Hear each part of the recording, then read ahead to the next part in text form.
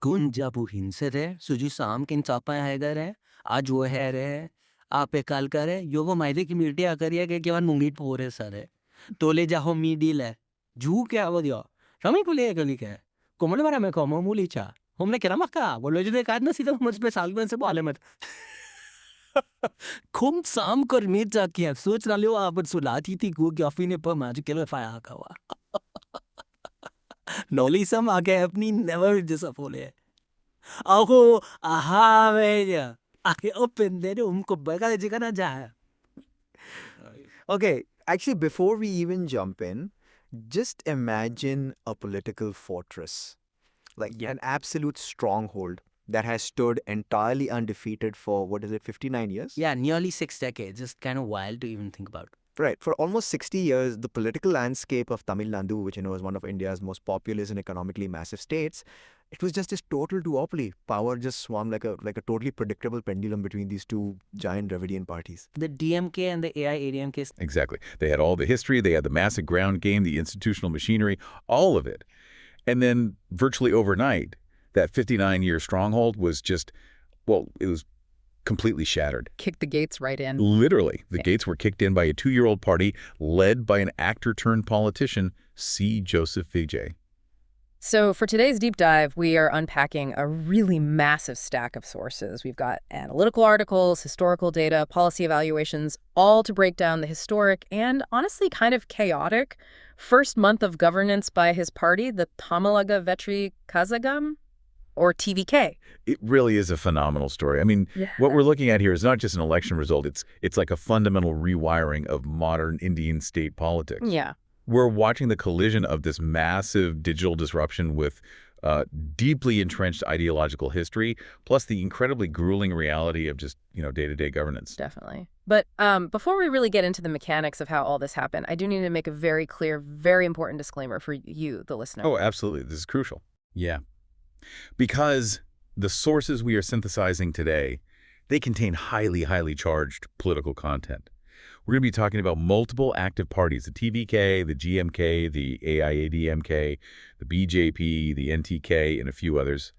And I want to just explicitly emphasize that we are taking absolutely no political sides here. Not at all. Right. We aren't endorsing any viewpoints. We are not passing ethical judgments. We really have no horse in this race. Our sole purpose today is just to impartially break down the facts, the data, and the arguments presented in our source material, just so you can understand the mechanics of what's going on. Precisely. I mean, we're essentially here to act as your analytical guides through this really dense thicket of information. We want to look at the positive momentum of this new administration, sure, but also the severe negative pushback they face. Yeah, those administrative hurdles in the first 30 days are intense. So let's start at the epicenter of the earthquake, the April 2026 State Legislative Assembly election. Because, I mean, to understand the government they're trying to run, you have to understand how they actually won it. And the numbers here are just, they're staggering. They really are. We saw a record-breaking voter turnout of 85.1%. And, to really grasp the magnitude of that number, you have to look at the baseline. Right. Tamil Nadu has an electorate of roughly 57.3 million registered voters. So when you hit an 85.1% turnout, which, by the way, represents a massive double-digit percentage increase from previous cycles, it tells you something profound about the psychological state of the voters. A surge like that doesn't just happen because people are, generally satisfied. Exactly. It happens when an electorate is highly motivated, highly agitated, and frankly desperate for structural change. And man, the results delivered a total shockwave. Out of the 234 seats in the state assembly, this newly formed TVK emerged as the single largest party. They won 108 seats. 108 seats on their first try. Yeah. They captured 34.92% of the popular vote. That's over 17.2 million votes. Meanwhile, the incumbent DMK-led Secular Progressive Alliance, a coalition that, let's remember, had just comfortably swept the state in the 2024 national elections, they were reduced to 73 seats. Just a massive drop. And the traditional opposition, the AIADNK Alliance, they only managed to win 53. But honestly, it's the individual races that really paint the picture of this disruption. Oh, for sure. The symbolism of the individual defeats and victories is arguably just as important as all that macro-level data. Like the chief minister's race. Right. The outgoing chief minister, M.K. Stalin of the DMK, he actually lost his own election in the Kalathur constituency. Wow. Yeah, this is a seat he comfortably won 3 times in a row. For a sitting chief minister to lose his home turf to a brand new party, that is a political earthquake in its own right. It's mind-blowing. And on the flip side, TVK's leader, Vijay, who was their chief ministerial candidate, he contested 2 separate seats, Parambar and Trichy East, and he won both of them. Which is pretty rare. Yeah, he later vacated Trichy East, to comply with the dual representation laws. But that made him the first chief minister of Tamil Nadu since Jayalalitha in 1991 to successfully contest and win from 2 constituencies simultaneously. It's a massive flex of popularity. Totally. But when I was looking through the geographic and demographic breakdown in our sources, Right. one thing really stood out to me. TVK swept the northern part of the state, sure, but they also made these massive inroads into the west and the south. Right, the AIADMK fortresses. Exactly. Those areas have historically been absolute strongholds for the AIADMK. How did they crack that? Well, the geographic penetration is critical, but the demographic penetration is what truly, redefined the map. Our sources note that the TVK won 24 out of the 46 reserved assembly constituencies. Okay, wow. Yeah, and these are seats specifically reserved for scheduled communities.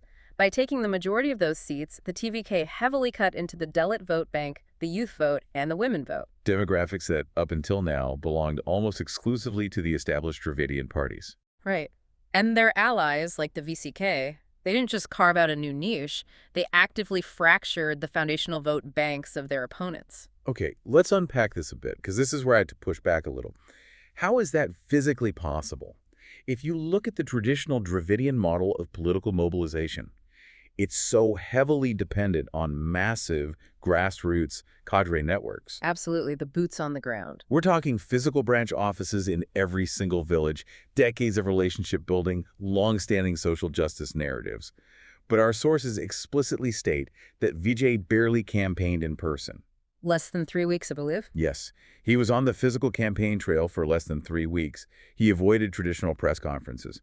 So how does a party with literally no physical infrastructure beat 2 parties that have been building their infrastructure for 60 years? That is the defining question of this entire election. And what's fascinating here is that the answer lies entirely in the mechanics of digital disruption. Like a tech startup. Exactly like a tech startup. You're absolutely right that a state of over 70 million people cannot be won without infrastructure. But the TVK realized that in 2026, infrastructure doesn't have to be physical brick-and-mortar offices. Oh, I see. They built a digital infrastructure. They weaponized the algorithms of WhatsApp, Instagram Reels, and YouTube Shorts. So they basically ran a political campaign, like a viral marketing launch for a new tech product? That's wild. It really is. They recognize this profound fatigue within the electorate. I mean, have you ever voted for a brand new alternative simply because you were just tired of the usual options? Honestly. Yeah, I think a lot of people have. Right. The voters had experienced this oscillating duopoly for decades. Add to that a perceived overconfidence from the incumbent DMK and, persistent historical allegations of corruption across the establishment. It created a total vacuum. Exactly. The TVK stepped right into that vacuum. But they didn't try to out-organize the traditional parties on the ground. They went directly to the smartphones of the youth and Gen Z voters. I guess, if you think about it, why hold a physical rally for 50,000 people in the blistering heat when you can just drop a highly produced, emotionally resonant 60-second vertical video that hits 15 million phones simultaneously? Precisely. And they utilized a massive pre-existing network of fan clubs. Because remember, Vijay was one of the biggest cinema stars in South India before he did this. Right. The fandom was already there. Yes. Those fan clubs were essentially converted overnight into highly motivated, decentralized digital distribution nodes. They bypassed the legacy media gatekeepers entirely. Okay, but digital virality only gets you a plurality, not a majority. Very true. And this is where the story shifts from, the poetry of a campaign to the brutal, unforgiving math of a legislature. Winning 108 seats is a historic disruption, but the math of the Tamil Nadu Assembly requires 118 seats for a simple majority. They were 10 seats short. Yeah, 10 seats short. They had a hung assembly. And a hung assembly is incredibly rare in this state. Tamil Nadu had grown accustomed to decades of stable, single-party majority governments. So suddenly, this insurgent party, which was built entirely on an anti-establishment message, was forced to immediately start making deals with the very establishment it had just defeated. Because if they didn't, what would happen? If they didn't bridge that 10-seat gap quickly, the state faced the prospect of governor's rule, meaning the central government would just step in to administer the state until a government could be formed. Wow. Reading about the coalition negotiations, it reminded me less of traditional politics and more of a high-stakes game of Jenga, or like a corporate hostile takeover. That's a great analogy. Yeah, if you're a startup trying to take over a legacy corporation, but you don't quite have 51% of the voting shares, you have to start aggressively poaching board members from the opposing factions. But every piece you pull from their tower makes your own structure incredibly fragile. It perfectly encapsulates the fragility of the government they built. I mean, the TVK had to actively dismantle the incumbent DMK's Secular Progressive Alliance.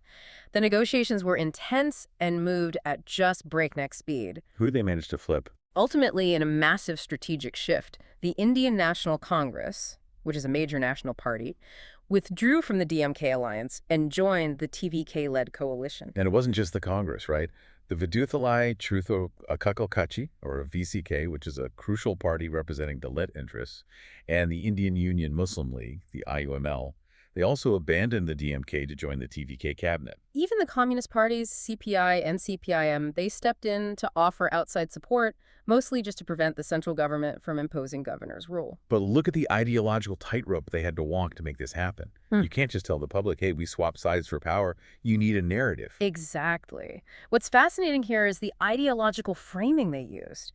The Congress and the VCK framed their alignment with this new TVK party as a revival of historical ideals. Oh, interesting. How so? They justified the move by invoking the legacy of K. Kamaraj, the iconic former chief minister known for deep educational and social reforms, and they paired that with the social justice principles of Periyar and the constitutional framework of B.R. Ambedkar. So they essentially provided the ideological scaffolding for TVK.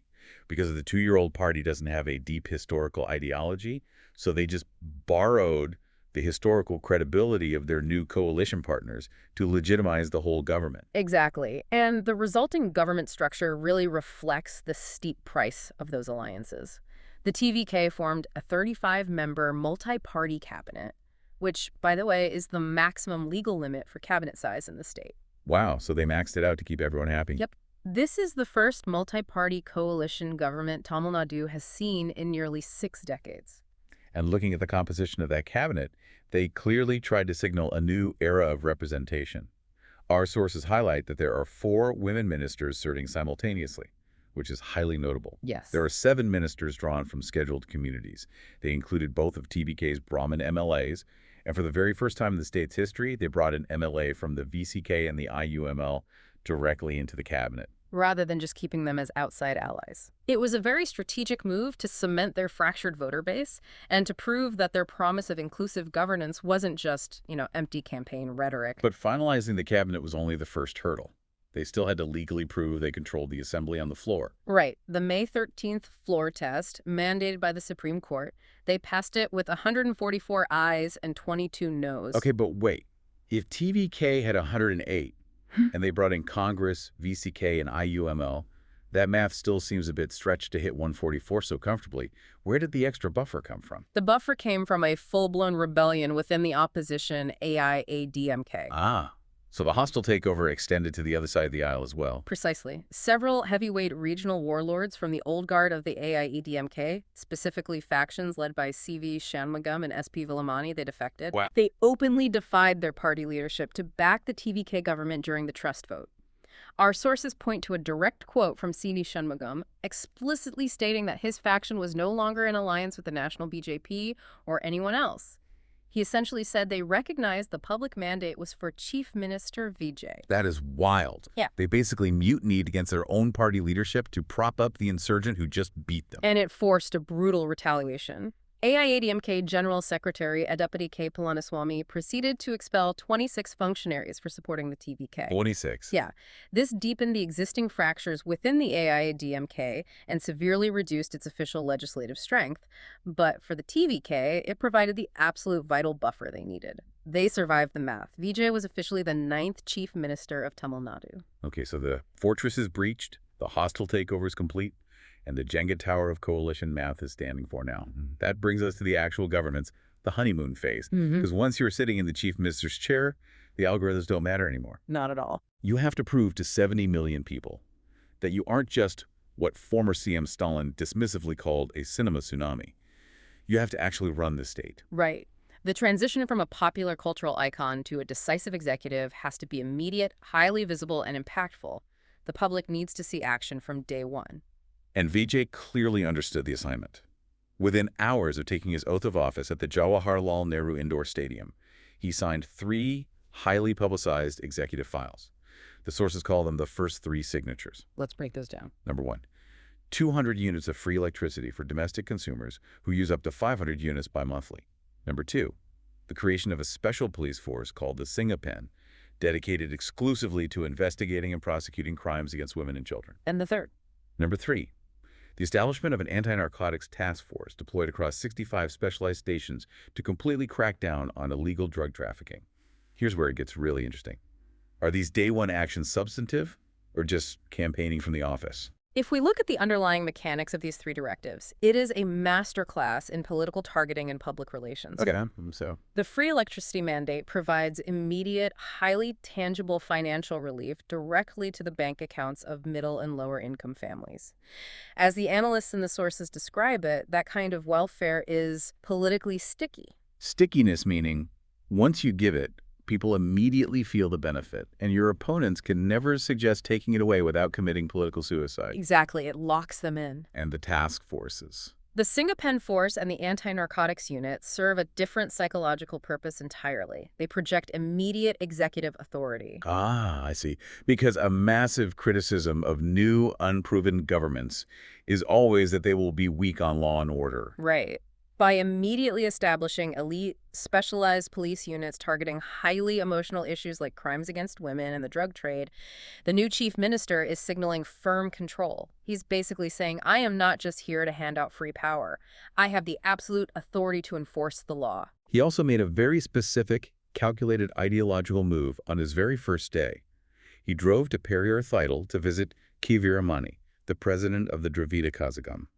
That's a crucial detail to analyze. Yeah, for listeners outside of Tamil Nadu, Periyar is basically the founding father of the Dravidian movement. He is an iconic historical figure who championed rationalism, anti-caste social justice, and Tamil identity. And the Dravida Kazhagam is the ideological parent organization of both the DMK and the AIA-DMK.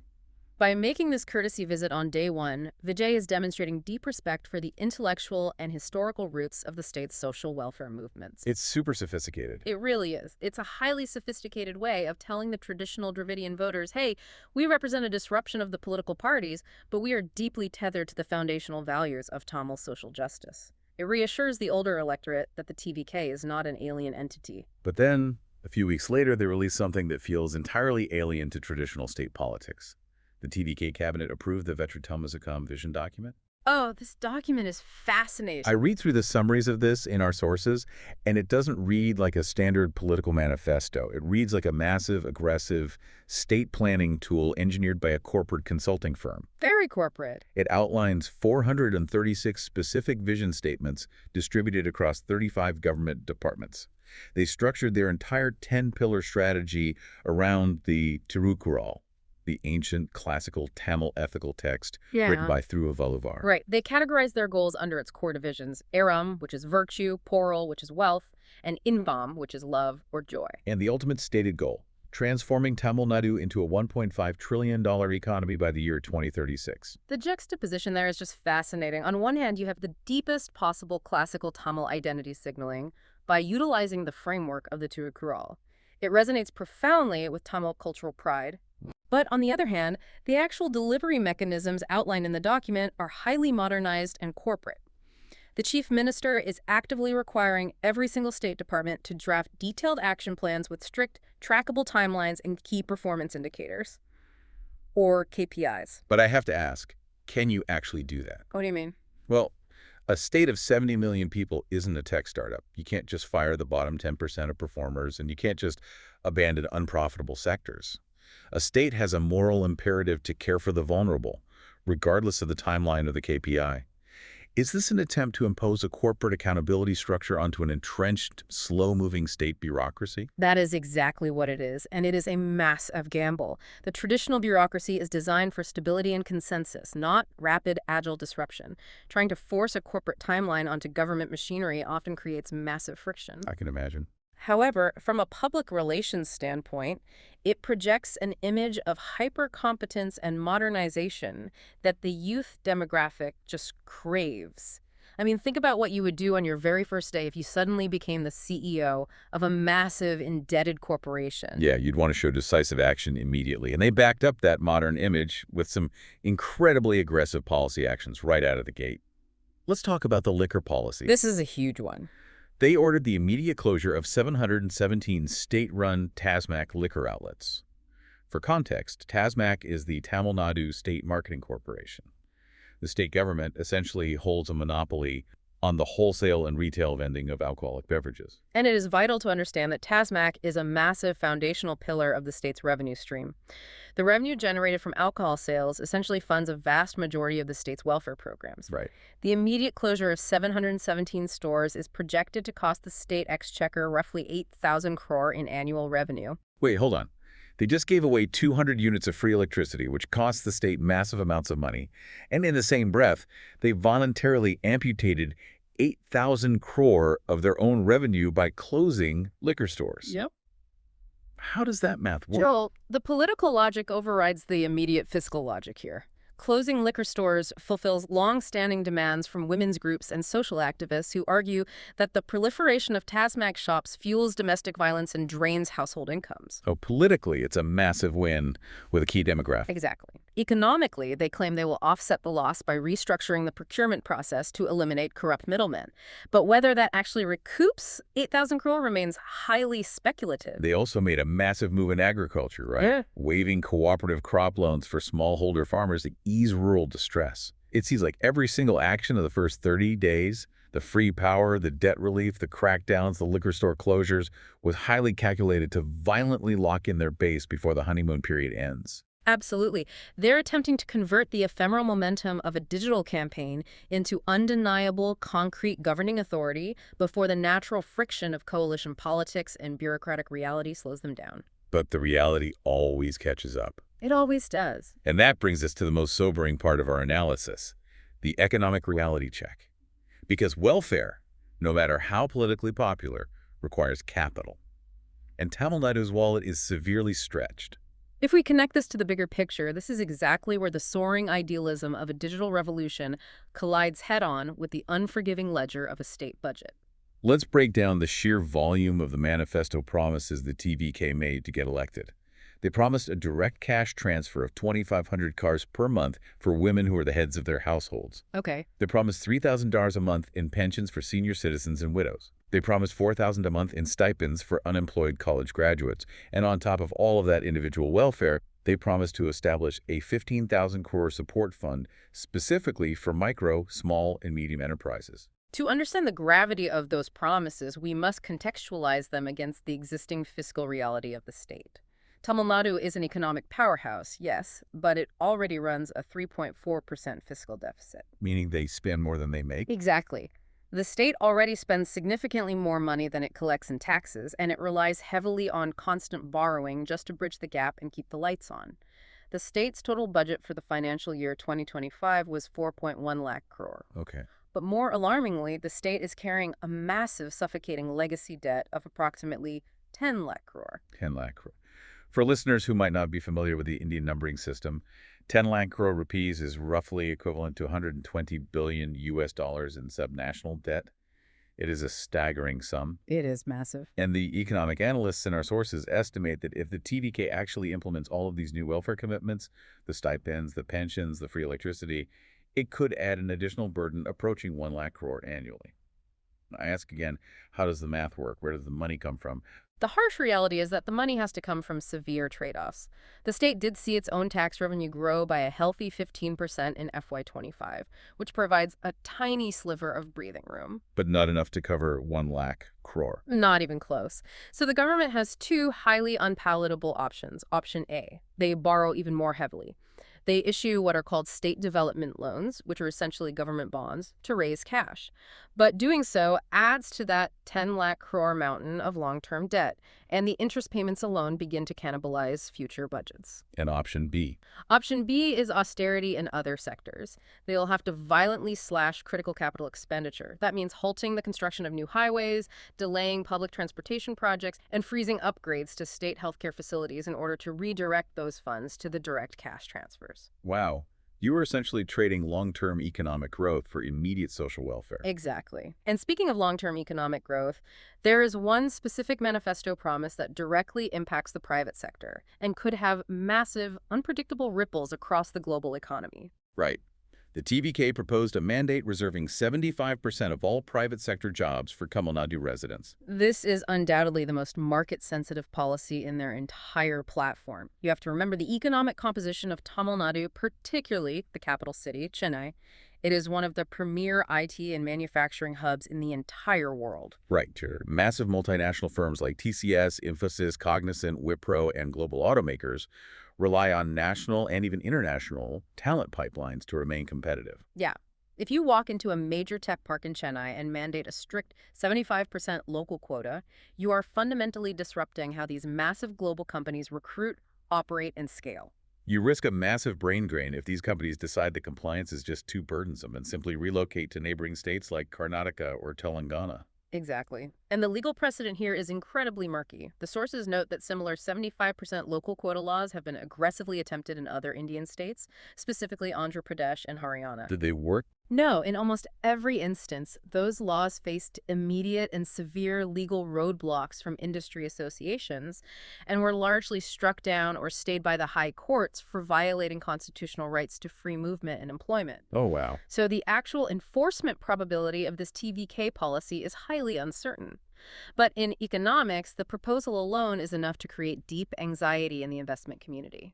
It is a terrifying tightrope walk between fulfilling a populist promise to protect local employment and destroying Tamil Nadu's hard-earned status as a premier, frictionless global investment destination. Which perfectly segues into our next topic, where this exact type of financial anxiety boiled over into a massive, highly public policy dispute.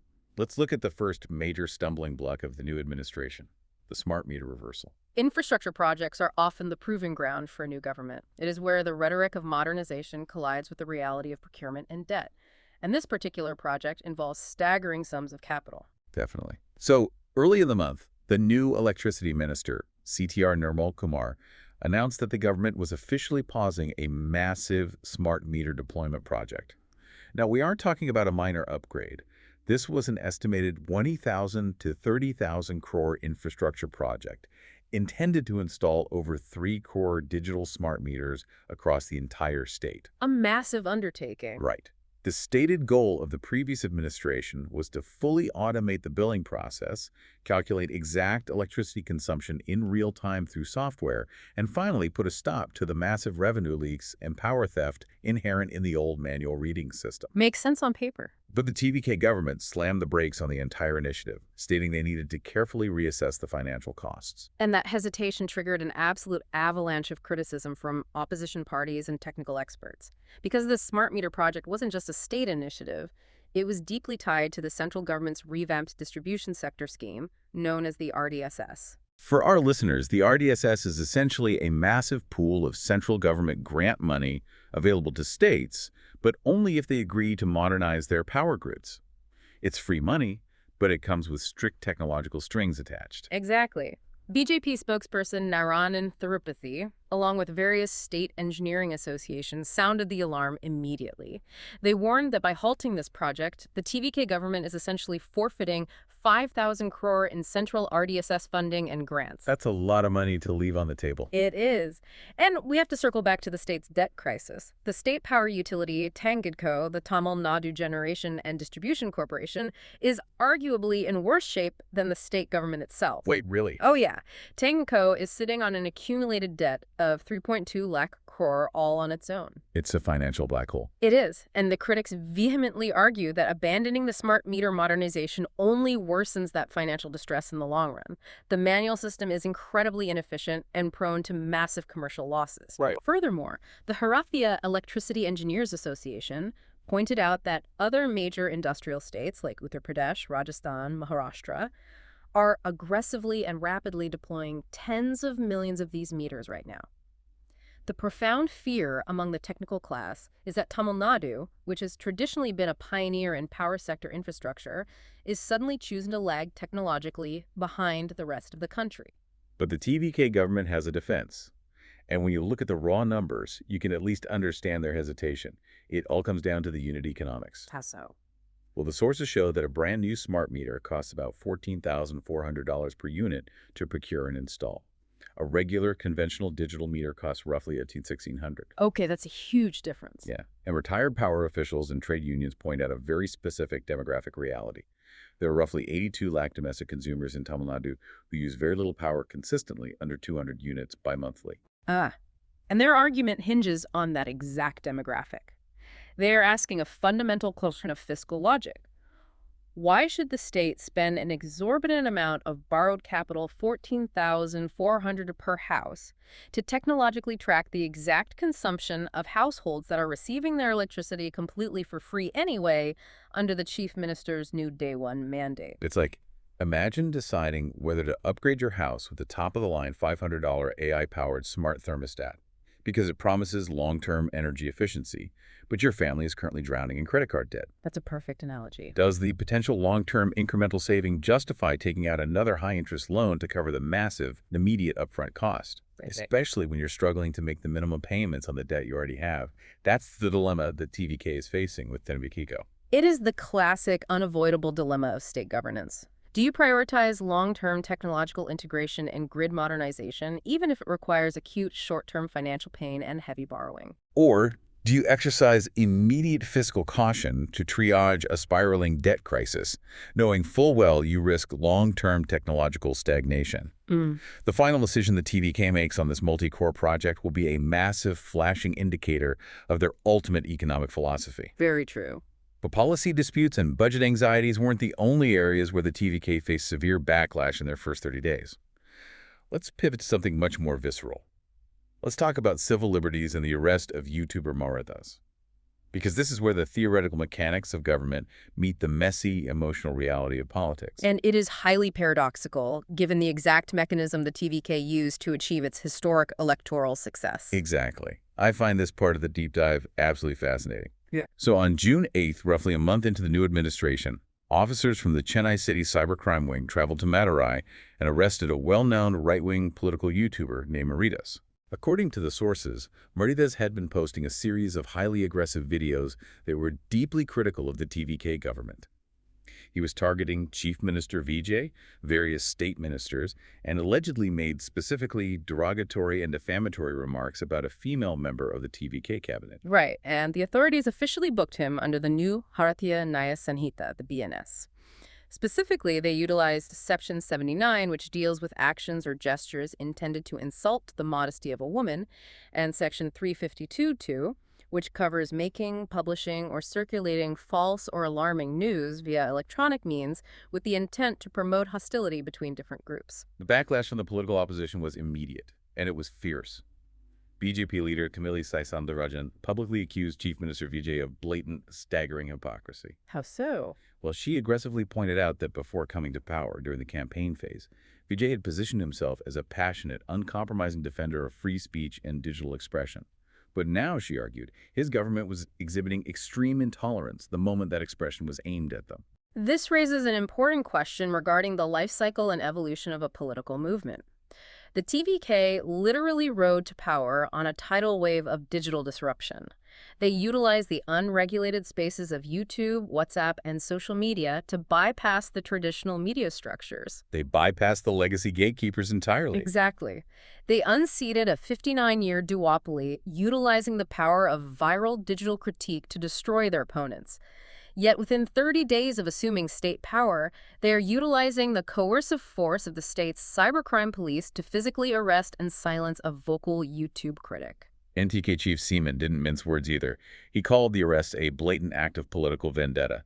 His argument was essentially that while real violent criminals, murderers, drug traffickers, extortionists are allegedly roaming free across the state, the government is utilizing its police resources to hunt down YouTubers who hurt their feelings. Ouch. Yeah.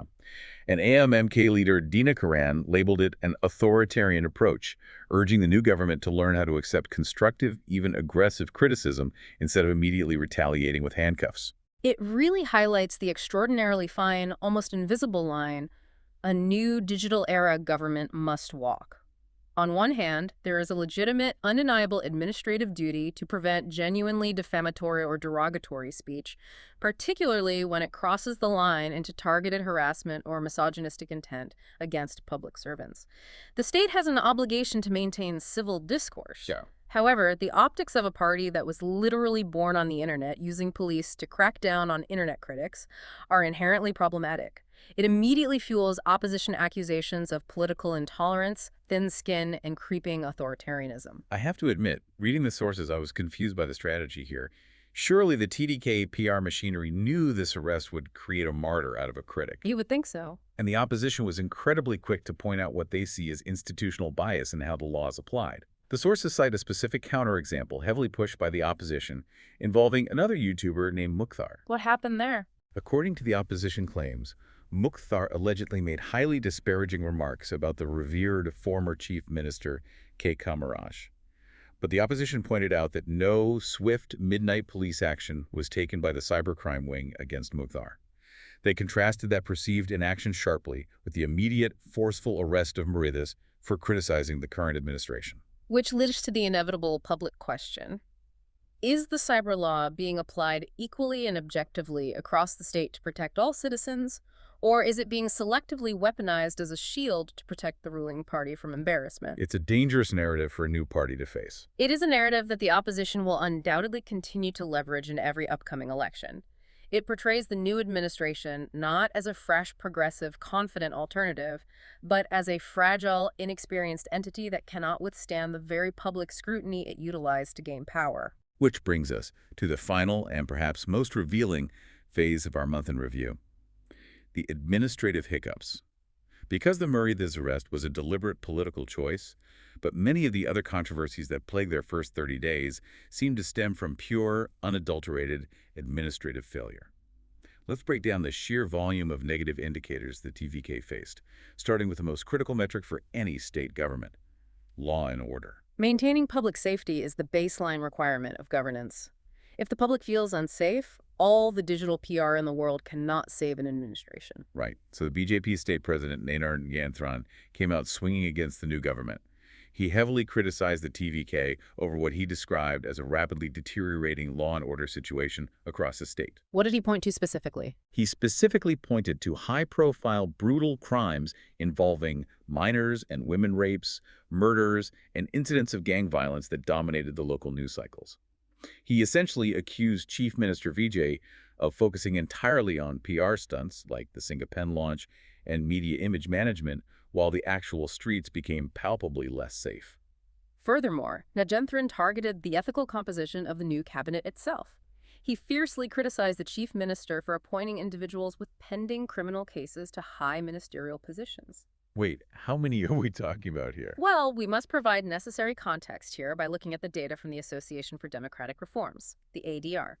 Their reports consistently note that candidates with pending criminal cases are a systemic reality across almost all major political parties in Tamil Nadu. They cite high percentages for the AIADMK, the DMK, the BJP, and the PMK alike. It's just an institutionalized problem in Indian politics. Precisely. Uh-huh. However, the TVK ran on a platform of being a clean, disruptive alternative to the corrupted establishment. Yet the ADR data shows that nearly 18.6% of TVK's own successful candidates had declared serious criminal cases. Critics argue this severely undermines their moral high ground and suggests they are merely replicating the deeply flawed system they promised to destroy. Yikes. And then, in the middle of the law and order debate, a massive crisis erupted in healthcare. And this wasn't about funding, it was about sheer legal competence. What happened? Former minister and DMK leader Udayanidhi Stalin absolutely slammed the TVK administration for losing 152 highly coveted super specialty medical seats to the National All India Quota, the AIQ, during a battle in the Supreme Court. Oh, wow. For listeners who may not be familiar, the All India Quota system determines what percentage of state medical college seats must be surrendered to the central government pool for national students versus what percentage is retained exclusively for local state residents. Right, and Tamil Nadu has historically fought tooth and nail in the courts to protect its seats for its own state doctors. But Udayanidhi accused the new state's legal counsel of pure, unadulterated incompetence during the Supreme Court hearings. So they just fumbled the case? Yeah, he argued that the state's lawyers essentially bungled the defense, resulting in the loss of 152 seats. He claimed this legal failure directly harms the career progression of local doctors and severely degrades critical, life-saving departments like cardiology and oncology in state-run government hospitals. Wow. For a state that fiercely prides itself on having one of the most robust, advanced public healthcare infrastructures in the entire country, losing medical seats purely due to legal mishandling is a significant administrative blow. Huge blow. It feeds directly into the opposition's core narrative that the TVK, despite its popularity, fundamentally lacks the bureaucratic expertise, the legal acumen, and the administrative muscle to govern effectively. And speaking of a lack of administrative expertise, reading through these sources, there were some truly bizarre missteps, things that make you pause and ask, who is actually running the machine over there? Like what? Let's look at the protocol disaster during the oath ceremonies. This is day one, the most heavily televised event in the state. And the state anthem, the Tamil Vastu, which is traditionally played with deep reverence at the very beginning of all official government functions, was accidentally played at the end of the ceremony instead. Oh no, it seems like a minor procedural error, but in a state where Tamil linguistic and cultural pride is the absolute bedrock of politics, protocol errors involving the state anthem are highly visible, deeply humiliating embarrassments. Yeah, exactly. It sparked a massive backlash from their own allies and the opposition alike, projecting an image of chaotic disorganization. And the appointments that followed raised even more eyebrows. Oh, this one is just wild. The government officially appointed an astrologer, who happened to also be a TVK party spokesperson, as an officer on special duty directly attached to the chief minister's office. You're kidding, an astrologer? Yes, the public outcry from rationalist groups, opposition parties, and the media was so immediate, so loud, and so mocking that the government was forced into a humiliating retreat, revoking the official order the very next day. And then there was a highly suspicious failure in the Public Works Department. A tender for a 16.83 lakh water tank project in Kanchipuram had to be abruptly canceled by the administration. Why? Because the media and the opposition discovered that the state had only given potential contractors a highly suspicious, completely unprecedented 6-hour window to apply for the bid. 6 hours? For government infrastructure contract. That's insane. Exactly. It violates every norm of transparent public procurement. The DMK immediately pounced, accusing the TVK administration of blatantly trying to rig the contract for specific political favorites or financial backers before anyone else could submit a competing bid. And we cannot ignore the internal disciplinary issues that flared up within their own ranks. The Central Party leadership had to publicly expel a local TVK functionary in Vellore. What did they do? Because local residents and brick kiln workers staged massive protests, alleging that this new ruling party official was actively demanding 1 lakh in monthly extortion payments from the local kilns, essentially acting like a local mafia don the moment his party gained power. When you look at these incidents cumulatively, the anthem protocol disaster, the bizarre astrologer appointment, the allegedly rigged 6-hour water tender, the legal collapse in the Supreme Court, the local extortion racket, you have to analyze the structural mechanism behind them. Why do these happen? That is exactly what I want to ask. So what does this all mean? Are these just the natural, expected growing pains of a completely new organization trying to figure out how a massive, complex state machine works? Or are these flashing red warning signs of deep administrative incompetence that could derail their entire $1.5 trillion economic vision? It is fundamentally a symptom of the transition from a fan club to a governing bureaucracy. A movement built on digital virality and absolute loyalty to a charismatic leader often lacks established human resources protocols, vetting procedures, and seasoned middle management. Right, because they just haven't been around long enough to build that bench. Exactly. When you transition from opposition to executive power, you are suddenly responsible for a trillion-dollar economy, millions of employees, and thousands of daily administrative decisions. If you rely solely on loyalists who lack bureaucratic experience, you get protocol errors, you get legally flawed Supreme Court defenses, you get transparently rigged tenders. The learning curve is exceptionally steep, and every single mistake provides ammunition for their critics. Which perfectly brings us to our synthesis. We have unpacked an absolutely incredible, chaotic first month. It truly is a crucible of transformed politics in Tamil Nadu. The 59-year duopoly is undeniably broken. A digital-first party is in charge. The cabinet is unprecedentedly diverse. Right. The early welfare promises are massive and popular, but the state's debt is a crushing 10 lakh crore, the infrastructure modernization is stalled, digital critics are being arrested, and the administrative errors are piling up in highly embarrassing ways. And we must remember that the political landscape remains highly volatile. The establishment is wounded, but it is not dead. Former Chief Minister M.K. Stalin has been incredibly vocal, actively dismissing the TVK as a mere new doll that the voters will soon tire of once the novelty fades. He's biding his time. He is systematically rallying his DMK cadre, instructing them to capitalize on every TVK misstep and prepare for the inevitable moment they can bring the new government down. And the coalition math, that hostile takeover we talked about, is still a fragile, wobbling structure.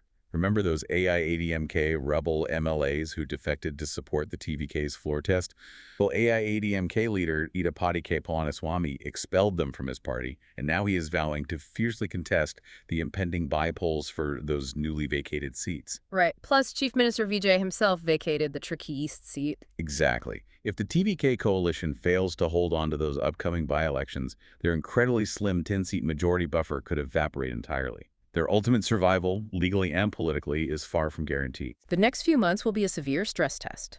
The TVK must rapidly transition from the exhilarating poetry of a digital campaign to the grueling, often tedious prose of governing. They have to miraculously balance a deficit budget, maintain the unity of a deeply ideologically conflicted coalition, and demonstrate tangible, irrefutable administrative competence to a skeptical bureaucracy. It leaves us with a truly provocative thought, something I want you, the listener, to deeply mull over after this deep dive concludes. If a political movement is born entirely out of a visceral desire to disrupt and destroy the old established system, what happens when they suddenly become the system? It's the ultimate test. Can a party fueled by fandom, algorithmic virality, and anti-establishment anger survive the boring, exhausting, highly bureaucratic, and often deeply unpopular reality of actually balancing a state ledger, fixing potholed roads, and managing procurement tenders? Can the cinema tsunami sustain itself when the cameras finally turn off, the algorithms stop boosting them, and the Excel spreadsheets open? The murky waters of governance wait for no one. We like our political narratives to be binary, clean, like a movie script. But the reality of running a state of 70 million people is infinitely more complex, contradictory, and demanding. It is the ultimate test of a new era. Thank you so much for joining us on this incredibly detailed, comprehensive journey through the sources and the data. Camila Gyonia, Ani Vele Unikongo Beta, Are Buyabishi Bosia? Magabagazam Pesimbor, Isivo. Ato Hongi Veo Kako, Fakaremil, Titot Con Capion, Kodusle, who Ponderesi Postpaper could occupant. Makatski Bigalo, no common play Achmara Veluka, Debli, was bought about the bitter Palecacaro. Oh, a pathetic poet Kapaka, I'm not. I said, I was the अगर पर मजे जाम चलो road को बस अर्थ का पालन करो कौन के बन कर पढ़ा रोस चामुंडा चावल लोग बारा चिन पर दर्श करता कौन सब लोग पाबी जंगा साक साक साक पेट्स पोकरा पाले लो